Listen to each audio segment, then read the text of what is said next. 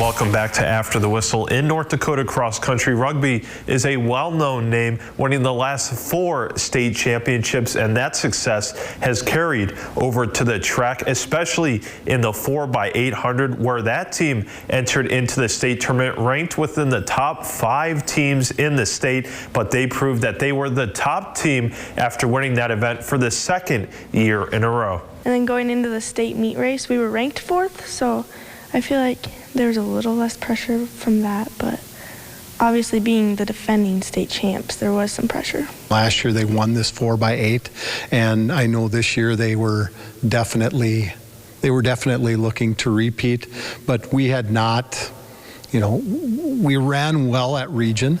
Ran a good race and broke the region record and had not run like that throughout the year. And so I think I felt better. I don't know exactly how the girls did, but I felt better about us going into state.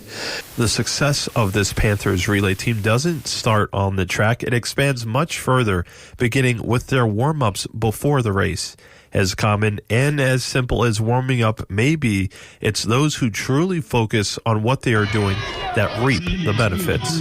We always do the same warm-up before every race, so that kind of helped us. And then, I don't know, just talking to each other. We're all nervous, so it helps to have a whole team of 4 with you because you're all just feeling like the same pressure and nerves and everything. Well, we always get down there and we stretch and sit there for a little bit, and then we do like high knees and butt kickers and arm swings and that type of stuff. With this race coming down to the final 100 meters, it's fair to say the atmosphere at the meet was unbeatable. But those are the moments athletes live for, and it's easy for adrenaline to get the best of you, which is why track can be such a brutal sport on the mind and the body. The adrenaline helps me and just to keep pushing myself to go and not look back at all the other people. Senecal was the final leg in the 4x800, also referred to as the anchor, and her job carries a lot of weight, having to either maintain a lead or catch up and take the lead. Being the anchor, Hannah has a lot of time to make sure she is in the right mental state. She has more time to sit. Yeah, I have more time to mentally prepare myself to not catch us up, but get us back into the race if we're behind. This relay team only loses 1 leg to graduation in McKaylee Livdelin, who was looked at as the leader of the team. With having such a young relay team, that puts this team on other schools' radars as the team to beat. The Panthers, of course, feel pressure to go for the three-peat, but they are also comfortable with where they are as a team and look forward to the challenge in the future.